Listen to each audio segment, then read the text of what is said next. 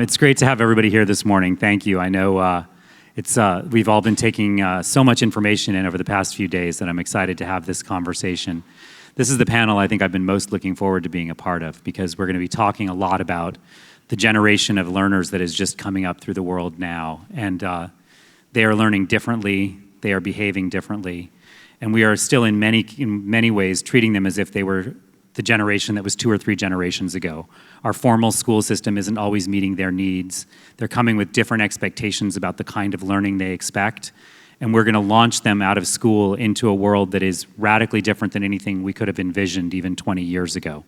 So this is going to be a chance with a great panel to talk about both Gen Z and to some extent now Gen Alpha, who they are, what their needs are, and how we can start to meet those needs in both formal and informal ways. So let me briefly introduce our panel. Let me start at the far end with David Miyashiro, who is the superintendent of the Cajon Valley School District.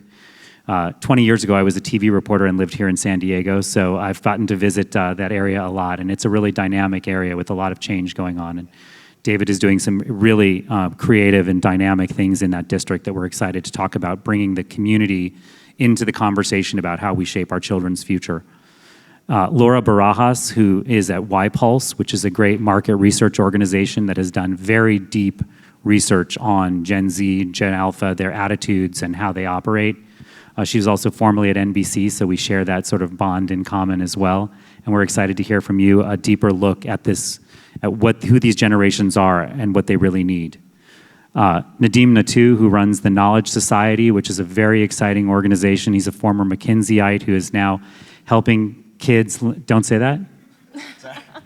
No, I was just joking. Oh, okay. I was like, uh-oh, am I in trouble? Who is which is helping kids really think about pioneering whole new professions and getting ready for the world that is to come instead of the world that is. And Tinsley Maier, who is running an organization called Edgi, and it is also helping kids use TikTok to come together in squads or groups or teams to have really dynamic conversations about the world that they are entering and how to think about it. So really excited to hear from all of you. So let me start out. I tried to introduce your organizations a little bit, but I'm going to ask you to do a better job and briefly reintroduce the work that you're doing. And if everyone would share just one observation about Gen Z or Gen Alpha that feels really different to you than the generations that at least that I'm in, that would be really helpful. Tinsley, why don't we have you kick that off? Yeah, for sure. Great to be here. Edgi is a global platform where high school students can talk about the issues they don't get to talk about in school. We use TikTok to get students engaged with exciting content and then keep them engaged with relevant discussions led by students themselves. One thing that's different about Gen Z, it's a fun question.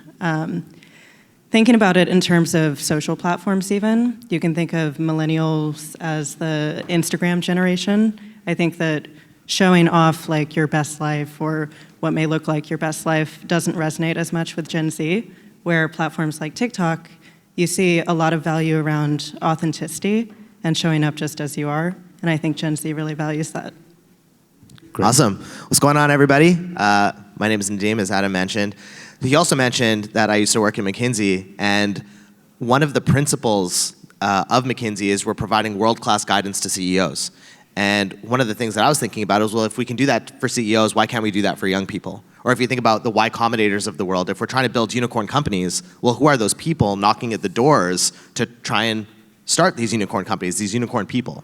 And so that's what TKS is. It's this kind of Olympic level training. It's an extracurricular that trains young people between the ages of 13 to 17 years old to solve important problems in the world using emerging technology. So a student will come in at 13, 14 years old, not really know anything about anything. They're just a bubbly 13, 14-year-old kid, right? Doesn't know how to code, none of that. In 10 months, dramatically accelerating their development, starting venture-backed companies, working at companies like IBM, Microsoft, leading startups. Like the youngest employee at Neuralink is one of our kids. And so there's some really awesome stuff, curing disease that come out of TKS. And so that's kind of what it is. One thing that I think is different about Gen Z is, 50 to 80 years ago, IQ was a really popular thing that was coming out in the world of industrialization. Then we realized later that EQ was super important when we actually had to start dealing with people, right? And we entered the service-based economy. I think what's really important now is this concept of AQ, the adaptability quotient, right? So when a lot of us were growing up, we didn't have phones day one, right? I had that flip phone Motorola Razr, and it was like the coolest thing in the world, and you had to do type each letter on the phone. Whereas now, kids are with devices at the age of 0, right? And so their adaptability quotient is a lot higher, and so what they're able to absorb and how they're able to change with the world is a lot better than what our parents could do. And as much as we think we're adaptable, they're far more adaptable. So I think that's something that's definitely unique about them. So my name is Laura Barajas. I'm really excited to be here. I come from YPulse, the leading global youth market research agency that digs into Gen Alpha, Gen Z, and millennials. So we're out in field talking to them every day, really understanding not only their attitudes, mindsets, and values, but also what they're thinking about brands and what perceptions they have about everything from retail to technology. And we work with companies all across Silicon Valley as well as CPG and retail, really making sure that the product strategies and marketing campaigns that they're driving for this audience is staying relevant based off of their mindsets and attitudes. In terms of the one thing that I think is really interesting about Gen Z that is very different than millennials, you have to think about the environment that they grew up in. Millennials, around 6th to 12th graders, kind of the audience we're talking about today, grew up in an economic boom. So when you look at their values, they're optimistic, they're idealistic. When you look at Gen Z, it's completely opposite. They've already gone through 3 economic crises. They were born right after 9/11. They grew up in the shadow of the Great Recession, and now they're going through COVID and these experiences, and that's really forming kind of the decisions that they're going to make in the future. Morning. We're from Cajon Valley. We have several colleagues, parents, teachers, and parents here, and the global expert in career development right here at Hidalgo with us. We answer the question of our kids, why? Why am I doing this? And I think the current generation is not afraid to ask that question and call us out when things are irrelevant. So in our district, our vision is happy kids engaged in healthy relationships on a path to gainful employment. And I use the quote a lot, so they've heard this, but John Adams said that education ought to do 2 things, teach you how to live and how to make a living. And if we're not doing those things, then the kids and parents see right through it. And so our career development, our social emotional learning and financial empowerment curriculum that we'll share in a little bit does just that and answers those questions. That's fantastic. Thank you all. So let me see if we can go a little bit more into some of the characteristics, Laura, that you started to hint at about Gen Z and Gen Alpha. And maybe you can walk us through defining when does this generation start and end, what are some of the key characteristics, and how do we start to think about them as distinct? Yeah, so for this conversation, I'm going to focus around all the research we have with 6th to 12th graders. So any data points that I make is really about those under 18s in terms of Gen Z. So I was speaking a little bit in terms of how they're different from their predecessors, the millennials. They grew up, in the shadow of their Great Recession. So while they were young, they definitely understood what was going on in their homes in the sense of their parents were losing jobs at stable companies.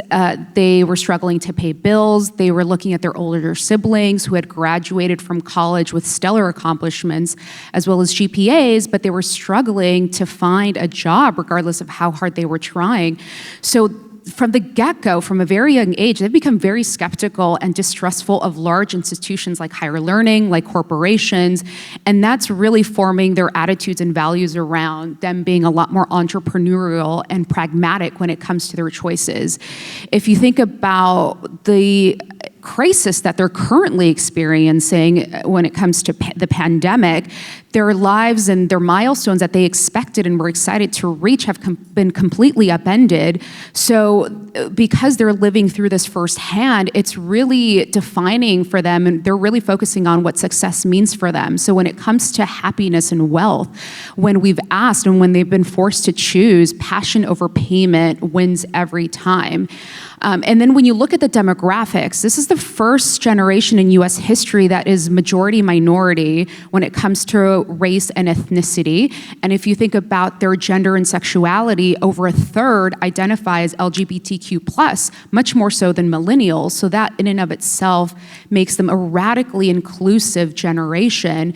And you couple that with the fact that they've never known a world without social media. They have access to information from all over the world at their fingertips 24/7.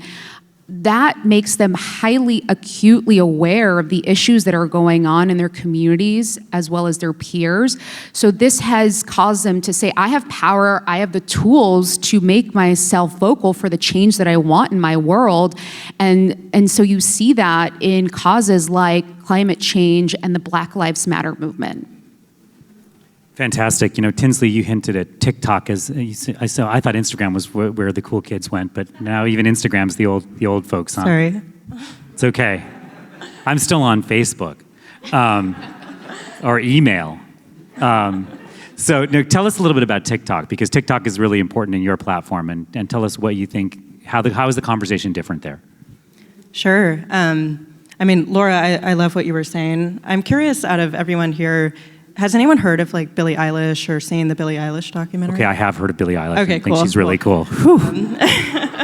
So there was something that her mom actually said in there, which was about how this generation growing up is very depressed, and there's a lot of mental health issues, and people will ask, why is Billie's music so sad or depressing? And it speaks to people in this generation in a way that a lot of people may not understand, and I think that that's really relevant to the economic points that you're bringing up, Laura. As far as TikTok goes, I think Billie Eilish actually just got on TikTok recently and does some fun stuff. TikTok is like a conglomeration of all of the information in the world. It's terrifying. It's a really scary place if you just open it up and start swiping if you've never downloaded it before.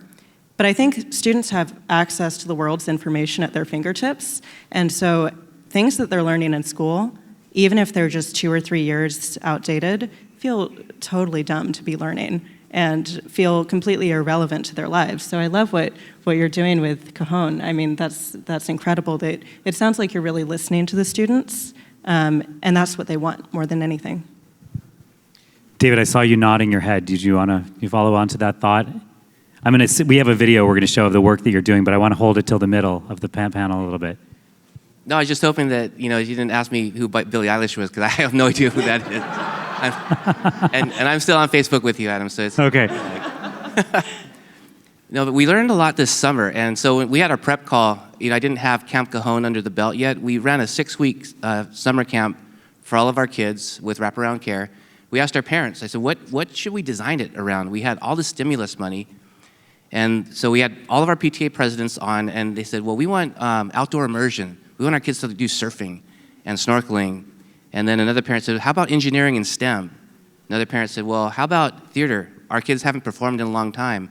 So we had a Broadway performance of Beauty and the Beast and a little one of Bugs for our littles. And we ran all these different specialty camps that normally kids would have to pay for in their after-school programs. But in the summer, our teachers had the opportunity and principals to have the enrichment all during the day. So every child, especially our low-income kids that haven't had those experiences, got to do what they were interested in. And we saw kids that typically don't perform well in the academic setting thrive in dance or thrive in swimming, because everyone's starting from zero in terms of we're all learning for the first time. And giving kids that context and seeing what was happening was like, we should do this in school. School should start with interests and enrichment and arts and all the amazing things that get kids out of bed. And then we wrap around the academics and the technology around that to provide a big picture. But we learned that this summer. It was great. David, for those of you who are watching online, actually has a group of parents who are applauding him. So as a superintendent, that is like a triple win. That's fantastic. Nadeem, I want to ask you. You're sort of trying to help kids prepare for a world that looks radically different. how do you help them do that? I mean, we now know that they think things look out of date very quickly, and you're trying to get them to learn subjects that they may never have had exposure to before. Where's the start point, and how do you drive that engagement? Well, the first thing that we have to understand is, and I don't want this to become a panel knocking school. I think a lot of us, everyone here knows that there are a lot of improvements that need to be made, and I think you guys know all those things. But school is built to mitigate risk, not optimize for success, right? It is not uncapped. It is not personalized and all those things. And to David's point, it's not built for you to figure out what you're passionate about. And so imagine you were just in an institution that uncapped your potential. Imagine you were in an institution that encouraged you to explore. Imagine you were in the institution that empowered you to have self-agency and choice. Just that alone, forget about the content, forget about the curriculum, forget about the learning methodology, forget about focusing on emerging technologies. Just that alone makes an incredible difference.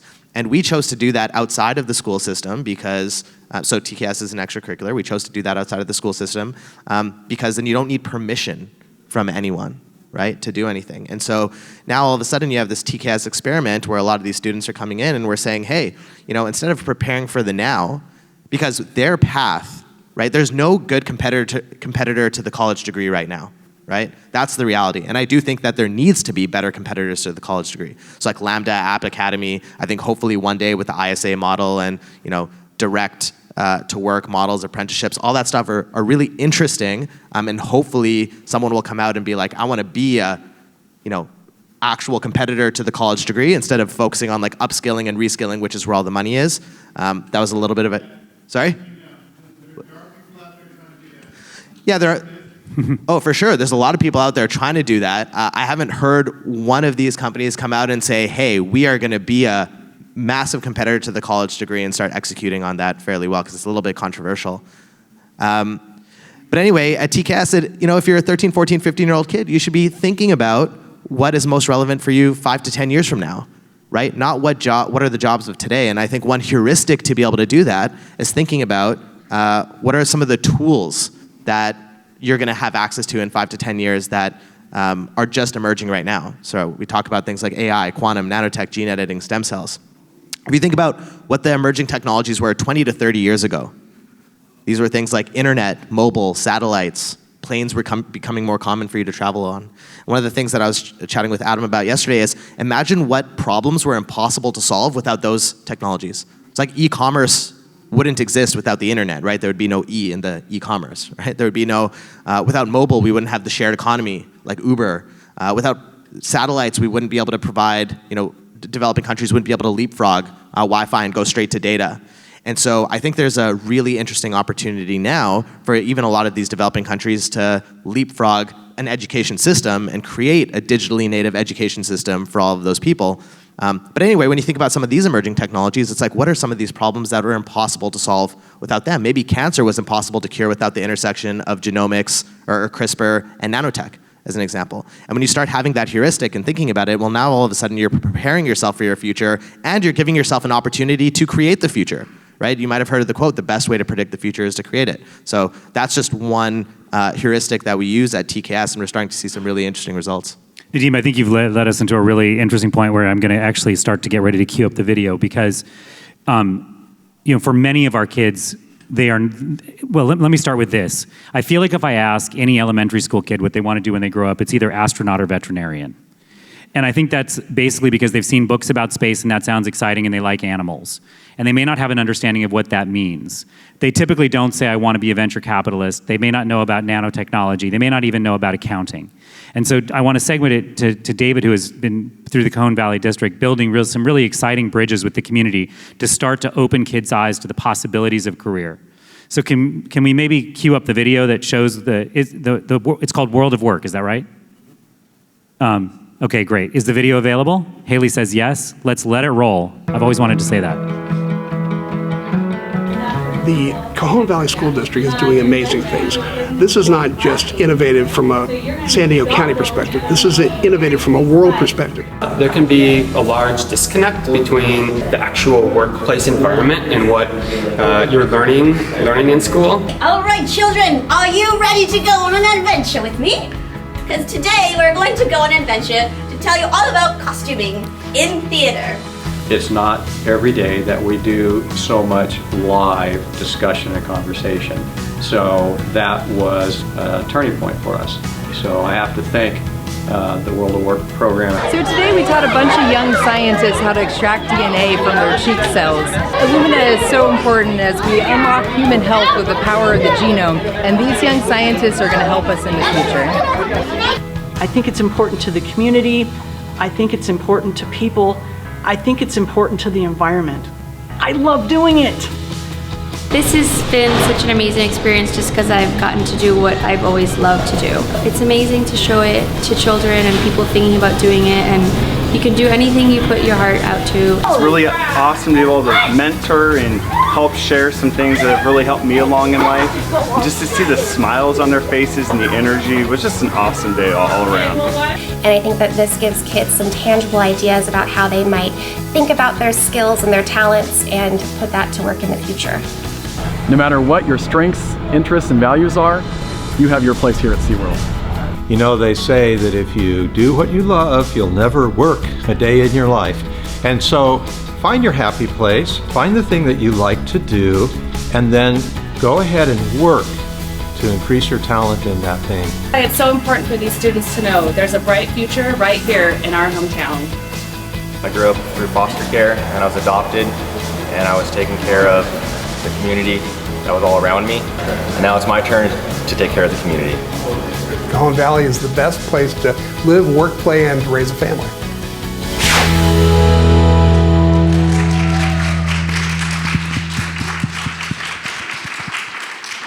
David, can you give us a little bit of an introduction into how that program evolved and how it's helping kids?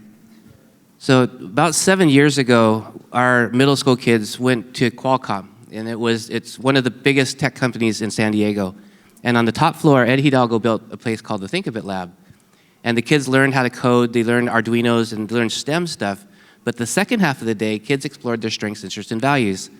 And Ed explored, you can be an engineer, but we also have, corporate social responsibility, we have advertising, we have all the different world of work inside of Qualcomm based on interest. And kids had never been exposed to that before. One of the other anecdotes I'll share is that yesterday, or a couple days ago, Edith and Jemima, who is the costume designer, we had school visits and their kids were there. And Amelia, a third grader, was sharing about her career aspirations, and the audience was full of ASU+GSV attendees. And she said, when I grow up, I want to be an actress. And I saw some of the faces in the crowd go, oh. And I thought, that's what's wrong with our system. They don't know that her mom has built the Lambs Players Theater costume, she's built an amazing career in the arts. Her daughter has been exposed to that. She sees the possibilities. And I think by stigmatizing work and not honoring all work, giving dignity to all work, we're missing the point. So this program, you saw people all over the community in guitars and SeaWorld opening up their spaces to say, kids, come in, explore. Does this look like something you might want to do? And then they explore. We ask kids in the beginning, what do you want to be when you grow up? Doctor, police officer, teacher, things that they know. A lot of kids say veterinarian. When they do the veterinarian exploration and they realize that we have to do what to animals? Right. They don't want to be veterinarians anymore because they've experienced it and explored it and talked to veterinarians. But then the veterinarian will say, there's lots of other careers if you love animals, and start to talk about those careers. And that's what our curriculum does. It just shows relevance and gives kids an opportunity to explore who they are. Thanks, David. Yeah. Laura, tell us a little bit about what characteristics kids are going to need that are going to get these 6th to 12th graders as they graduate into the world. I mean, they clearly need the basics of math and literacy, but what are the other skills that they need to be successful in the working world now? Yeah, I love what David is doing because that's exactly what we're seeing is that aside from the hard skills, there's a lot of soft skills that we haven't taught our children. Gen Z is one of the most anxious generations in this, in the US because of all the dangers and the crises that they grew up in. So this idea around creativity and theater and this imagination aspect of it that they don't really get when they're studying subjects is so important. The other thing is adaptability. This world is changing so much faster.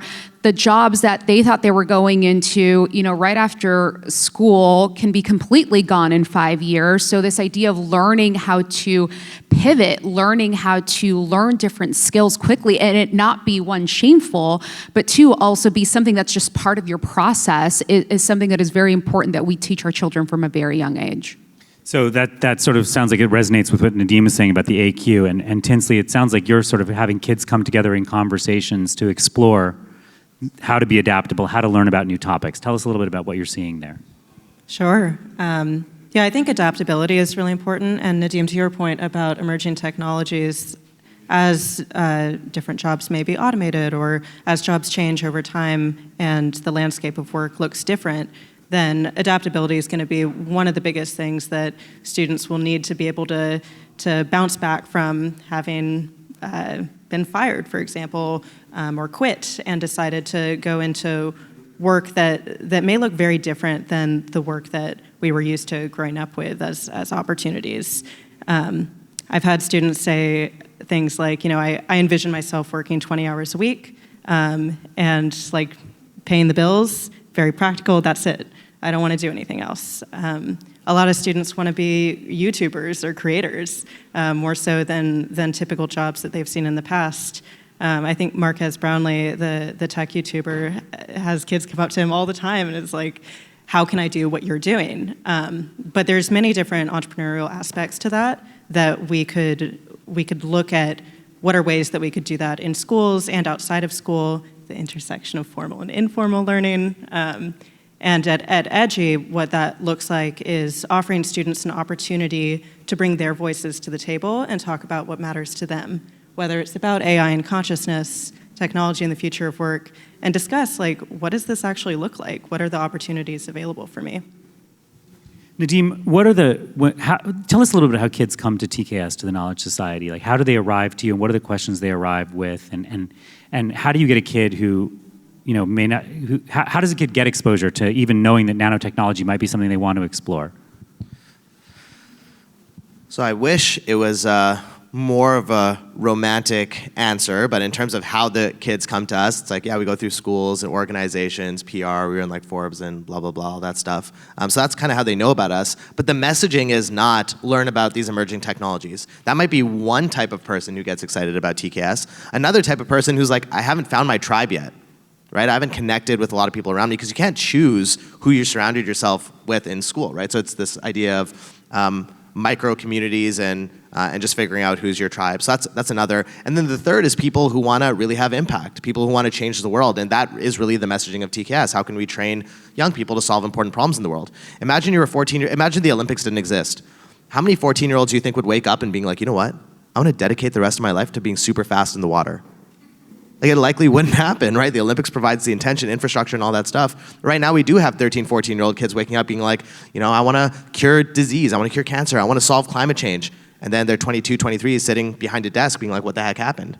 And so a lot of the kids come in just with, honestly, just really good energy, and that's it. At a 13, 14-year-old young person right now, we can't expect them to have done things or know about things or whatever. But the three things that we look for in a candidate to come into TKS is, do you have curiosity? So what we don't want is someone who ever since they were 9 years old who has wanted to be a doctor and that's all they've ever wanted to be, because you don't need TKS for that. There's a clear path. If that's truly what you want to do, there's nothing wrong with it, but you don't need us for that. We want people who love learning, understand they don't know what they don't know, want to get a better understanding of the world.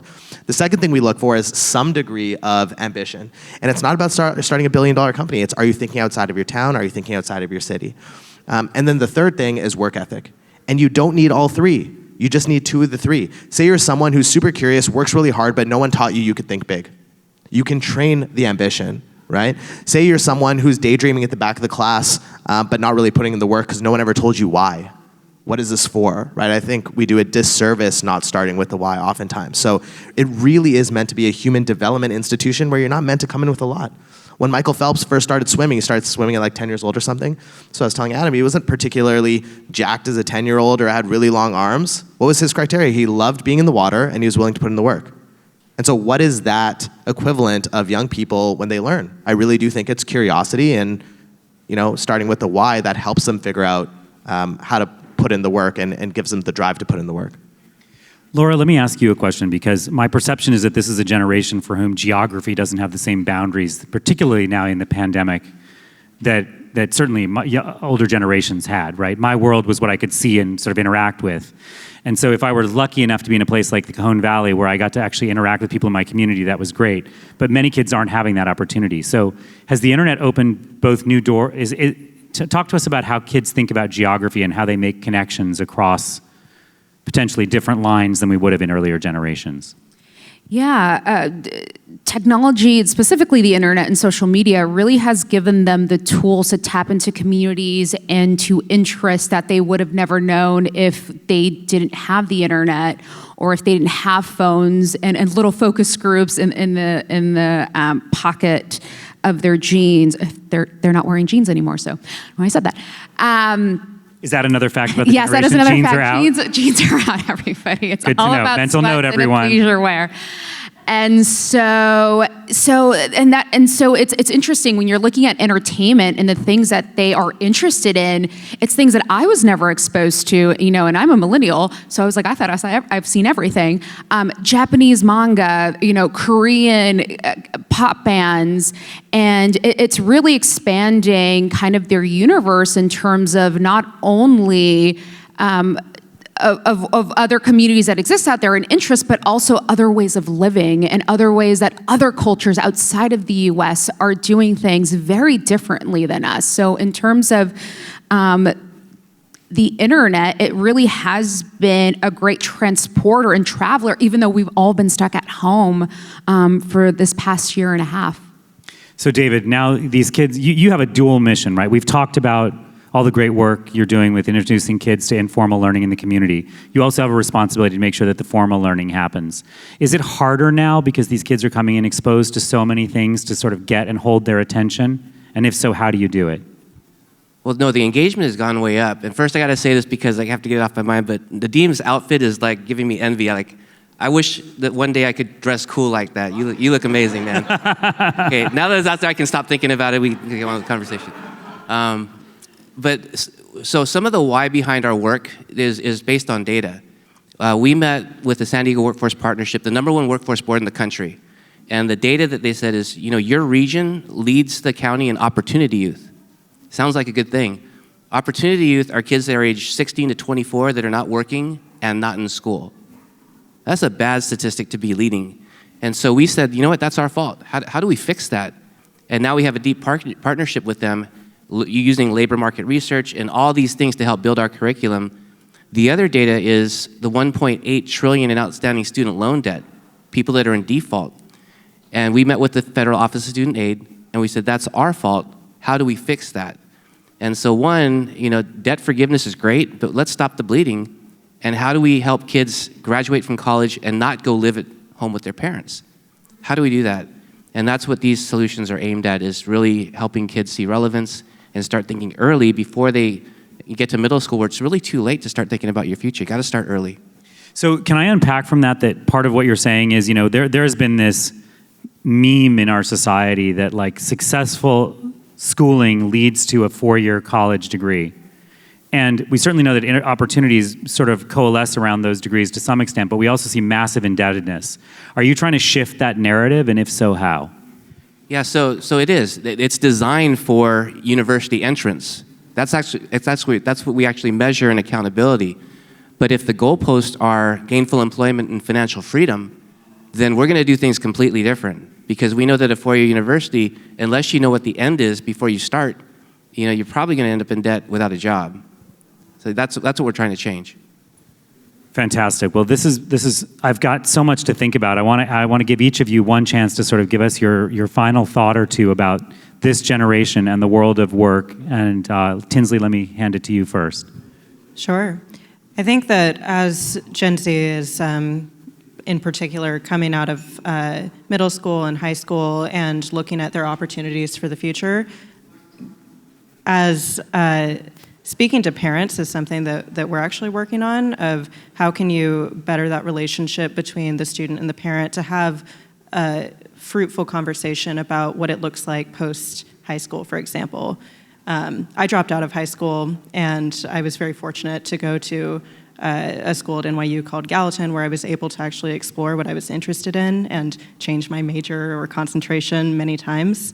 But I think for parents, having an opportunity to have a conversation about what do you want to do, what excites you, does it look like going to a four-year college and having debt if that's the case, having those kinds of nuanced conversations is really important, and that's something that we're looking to assist with at Edgi.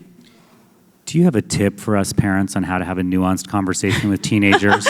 I don't know. I'm not a parent, so it's difficult to speak to that. But from get on TikTok. TikTok. Do we have to go on TikTok? Or maybe the threat is, if you don't talk to me, I will make a video on TikTok and your friends will see it. Yeah, that's great. The threat works really well. Right. Yeah. My mom used to threaten to sing in malls. Maybe the postmodern equivalent is TikTok. Yeah, I like that. Okay. Yeah. Thanks, Tinsley. Nadeem, same question to you. Your final thoughts. So, when you think about a young person and what goes on in their mind, the current system is very much fear-driven, right? It's like, if I don't get a good mark on this exam or if I fail this course, what's going to happen? Versus getting excited to get 100 so they can get into Stanford or whatever. It's like, what if I don't go to university? What's going to happen? University now, I think 30 years ago, used to be a place of prosperity. They had certain libraries, they had certain professors, because without the internet you couldn't access to. Now you have content is not the problem, community is not the problem. I think we live in a super fortunate world where a lot of the stuff has been solved, but yet 95, if not 99% of young people still view that as their primary path because it's almost an insurance policy. It's like, what happens to me if I don't go? I think 5 to 10 years from now, because of the price, it's gonna unequivocally just not be worth it. And the funny thing is, they're still gonna go because fear drives a lot of our mentality. And so when we think about this, conversation about the intersection between formal and informal learning, a lot of the time the conversation is very much romanticized of like, look, we have the most content now more than ever. We can connect community. You can, go through boot camps and directly get a job. Yeah, I think for the most part, that's for curious and driven people already. And then what about for people who need a very clear incentive on why they're doing something that's unequivocally better? When you're building product, so my background is in tech and building product and stuff like that, even after McKinsey. When you build product, you can't build something 20% better and expect people to use it. It needs to be 200 to 300% better.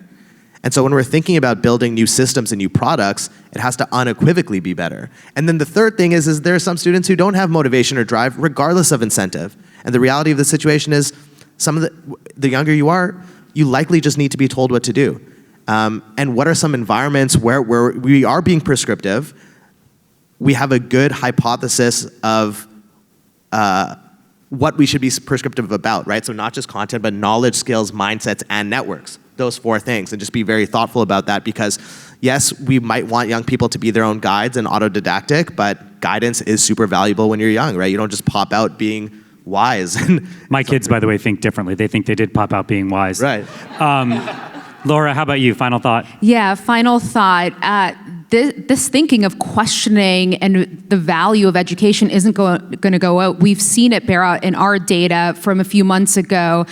There's been a 12% drop of kids thinking that a college degree is valuable for their success in the future. So really, I would say there is a lot of opportunity for innovation. I think what David is doing, what Nadeem is talking about with Tinsley's company, I think there's great platforms and technology and innovation there, and really pay attention to the brands that are impacting our students today and what they're getting excited about, because there are brands that exist right now where they're very excited, and one is called Quizlet that we've seen be as popular as Amazon and YouTube in our brand tracker, so that's very interesting. And David, final thought from you. I'll channel my colleague Ed here. We asked the question, who are you? What do you like to do? And where might you like to do it?